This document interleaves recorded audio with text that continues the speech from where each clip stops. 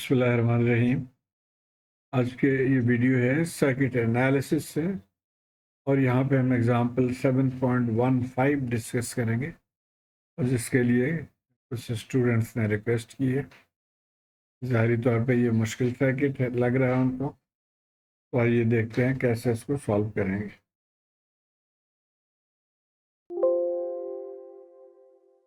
तो सबसे पहले तो ये ध्यान में रहे कि जो स्टेप रेस्पॉन्स सर्किट किसको कहते हैं। जिस पे step response is the response of the circuit due to sudden application of a DC voltage और करंट सोर्स।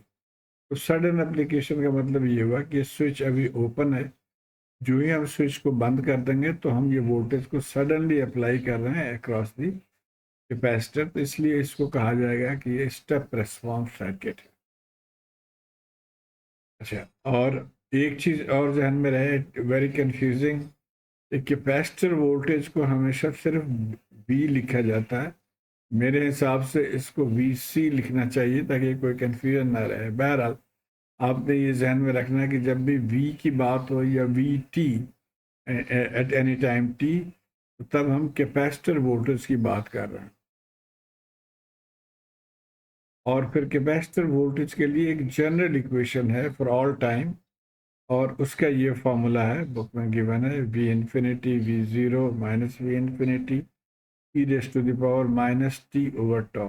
उम्मीद है आप इस फॉर्मूले को समझ गए होंगे। बुक में मेरे कुछ वीडियोस में ये एक्सप्लेन भी किया हुआ है तफसील से।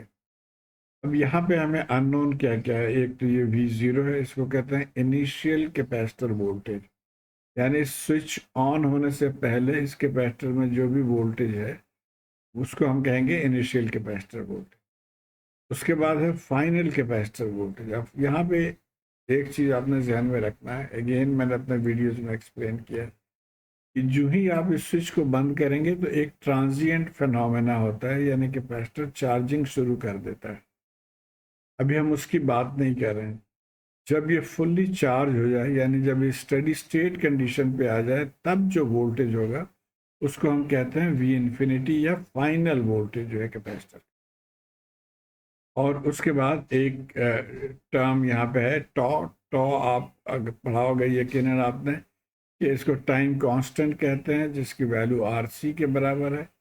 और टाइम कांस्टेंट क्या होता है कि 5 टाइम कांस्टेंट में ये कैपेसिटर फुल्ली चार्ज हो जाता है। अब इस कॉन्सेप्ट के साथ अब आइए हम चलते हैं एग्जाम्पल को देख।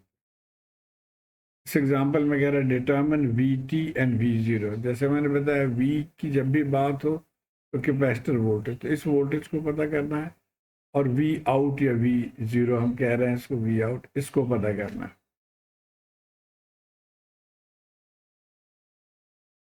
है। Since we are applying this source suddenly, या हम T0 पे इसको बंद कर देंगे, therefore this circuit is a step response circuit. पहली बात तो ये होगी। अब फॉर्मूला जैसे हमने पिछले स्लाइड में डिस्कस किया है, स्टेप रेस्पॉन्स के लिए कैपेसिटर वोल्टेज का ये फॉर्मूला है, तो इस फॉर्मूले को हम यूज करेंगे यहाँ पर भी। और इस फॉर्मूले में जैसे हमने पहले डिस्कस की, तीन चीज़ें हमें पता करनी है। एक हो गया टाइम कांस्टेंट टॉ, उसके बाद है इनिशियल वोल्टेज, और उसके बाद है फाइनल वोल्टेज। तो सबसे पहले हम इनिशियल वोल्टेज को पता कर लेते हैं कि कितना है। अब देखिए T0 पे ये स्विच ओपन है, इसका मतलब ये वोल्टेज, इसका कोई असर नहीं वोल्टेज सोर्स का इस कैपेसिटर के ऊपर, यानी कैपेसिटर वोल्टेज जीरो होगा। तो हम यहाँ से लिख देंगे for t less than zero, voltage across the capacitor V0 is equal to zero. तो ये पहला स्टेप हो गया। उसके बाद अब हमने V इन्फिनिटी मालूम करना है, और V infinity T greater than zero पे जब कैपेसिटर फुल्ली चार्ज हो जाए तो उसको V इन्फिनिटी कहते हैं। उसके लिए हमने स्विच को बंद कर दिया T ग्रेटर देन जीरो पे। अच्छा, अब जब स्टडी स्टेट हो जाएगा, यानी कैपेसिटर फुल्ली चार्ज हो जाएगा, तो it will behave like an open circuit. हम इसको ओपन सर्किट के तौर पे शो कर सकते हैं स्टडी स्टेट कंडीशन में। और इसको नीटली हम ड्रॉ करना चाहें तो कैपेसिटर को बिल्कुल हटा देते हैं। तो अब ये हमारा एक सर्किट बन गया जिसको हम आगे लेके चलेंगे और t ग्रेटर देन 0, याद रहे। अच्छा, तो अब ये हमारा इक्वेशन हो गया। ये हमने तीन चीज़ें मालूम करनी है, उसमें हमने v0 ऑलरेडी मालूम कर चुके हैं, v इन्फिनिटी अभी हम मालूम कर रहे हैं, और उसके लिए ये हमारा सर्किट। तो अब ये सबसे पहली बात तो ये है कि ये नॉन इन्वर्टिंग एम्पलीफायर है। अब ये कैसे पता चलेगा? तो हमने चैप्टर 5 में ये पढ़ा हुआ है। ये है नॉन इन्वर्टिंग एम्पलीफायर। मेन इसकी पहचान ये है कि जो पॉजिटिव टर्मिनल पे वोल्टेज सोर्स लगा, तो हमारे भी पॉजिटिव टर्मिनल पे ये वोल्टेज सोर्स लगा हुआ है, और नेगेटिव टर्मिनल के साथ जो है ना वो दो रेजिस्टेंस, एक इसको फीडबैक रेजिस्टेंस कहा जाता है और ये इनपुट रेजिस्टेंस। तो हमारे पास भी नेगेटिव के साथ ये फीडबैक रेजिस्टेंस है और ये इनपुट रेजिस्टेंस है। अच्छा, अब नॉन इन्वर्टिंग एम्पलीफायर का फार्मूला ये है कि जो आउटपुट वोल्टेज आप इस फार्मूले से निकालेंगे, आर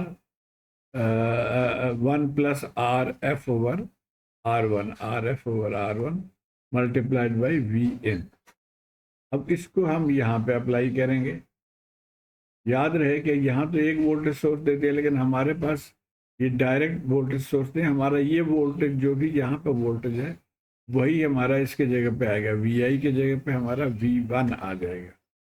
तो V1 कितना है पहले हमने वो मालूम करना है। अच्छा, अब इस फॉर्मूले से भी हमें V1 पहले ज़रूरी है कि V0 या V0 इन्फिनिटी मालूम करने के लिए हमें VI या V1 चाहिए।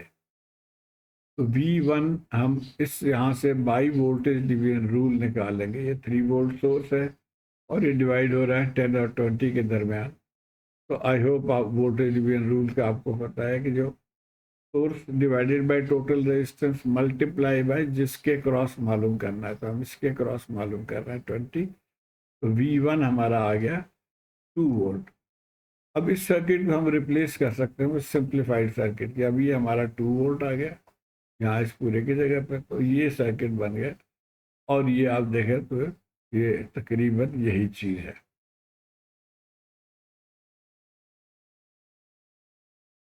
अच्छा, अब हम इन्फिनिटी इस फॉर्मूले से मालूम कर लेंगे। VO इन्फिनिटी इज 1 प्लस, तो RF हमारा 50 है और RI हमारा 20 है, और V1 हमने निकाला था 2। तो यहाँ से हमारा ये आ जाएगा, यहाँ से 3.5 मल्टीप्लाई बाई 2, तो 7 वोल्ट आ गया हमारा V0 इन्फिनिटी। अच्छा, अब जब V0 इन्फिनिटी हमने मालूम कर लिया, तो हमें इस फार्मूले से हम V इन्फिनिटी भी मालूम कर सकते हैं। ये देखिए यहाँ पे कि V1 minus V0, V1 minus V0 जो है वो V है। तो इस फार्मूले को यूज़ करके अब हम V यहाँ से कर लेंगे कि V1 माइनस V0, और फिर V इन्फिनिटी यानी V कैपेसिटर के अक्रॉस इन्फिनिटी, ये आउटपुट वाला इन्फिनिटी। तो ये इस फार्मूले से V1 इन्फिनिटी और माइनस V0। अब V1 इन्फिनिटी यानी ये वोल्टेज कांस्टेंट है, चाहे टाइम T0 के बाद, चाहे ये ट्रांजिएंट में हो चाहे जो भी हो, ये कांस्टेंट है। तो ये V1 इन्फिनिटी हमेशा 2 वोल्ट ही रहेगा जो हमने यहाँ पर निकाला। और ये हमने 7 वोल्ट निकाल दिया। तो यहाँ से अब V इन्फिनिटी माइनस 5 वोल्ट हो गया। ओके, याद रहे कि ये दो चीज़ें हमने मालूम करनी है। टॉ हमें नहीं पता है। Tau is equal to RC for RC circuit के लिए R मल्टीप्लाइड बाई C। अब यहाँ पे सवाल ये है कि इधर भी रेजिस्टेंस है, इधर भी है, इधर भी, तो कौन सा रेजिस्टेंस लेंगे, विच R टू कैलकुलेट RC? तो ये हमेशा जो कैपेसिटर के क्रॉस जो कैपेसिटर आता है, वो रेजिस्टेंस आता है, उसको लेते हैं। तो R across the capacitor is 50 kilo, तो वो हम यहाँ पे यूज करेंगे। तो हमारा टॉ कितना हो गया, 0.5 सेकेंड। अच्छा, अब जनरल इक्वेशन में हम ये वैल्यूज पुट करते हैं जो जो हमने कैलकुलेट किया। ये हमने V0 कैलकुलेट किया हुआ, V इन्फिनिटी कैलकुलेट किया हुआ और टॉ कैलकुलेट किया हुआ। तो V0 यहाँ से निकल आएगा, ये minus V infinity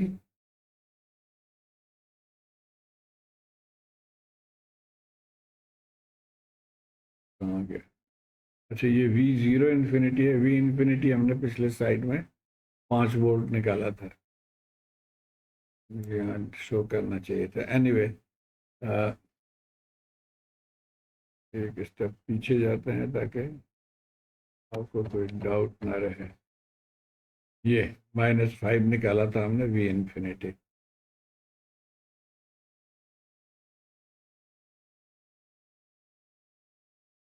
V infinity की जगह -5 पुट कर दिया, और ये यहाँ पे भी -5 पुट कर दिया, तो और टॉ की जगह पे हमने 0.5 पुट कर दिया। तो अब ये इसको सिंप्लीफाई करके ये टर्म्स आ जाएगा, ये 1 डिवाइडेड बाई 0.05 20 के बराबर हो जाएगा। तो ये हमारा इक्वेशन आ गया जी, V0t। इसको आप चाहें तो 5 कॉमन लिख लें, इसको पहले लिख लें, इसको बाद में लिख लें। ये प्रॉपर तरीका होता है कि इस तरह से आप लिखते हैं, पॉजिटिव टर्म्स को पहले लिख लेते हैं, नेगेटिव को बाद में। तो ये एक पहला आ गया, VT आ गया। अब हमें V0t मालूम करना है। दो क्वेश्चन है। तो जैसे हमने देखा था कि V0t is V1 minus VT, याद है हमने यहाँ से ये निकाला था, V1 और V0 और V के रेडिएशन।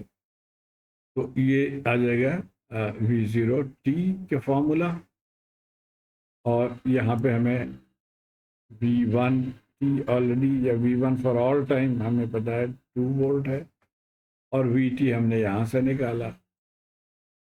तो 2 माइनस ये ये इस वाले इक्वेशन को यहाँ हमने पुट कर दिया।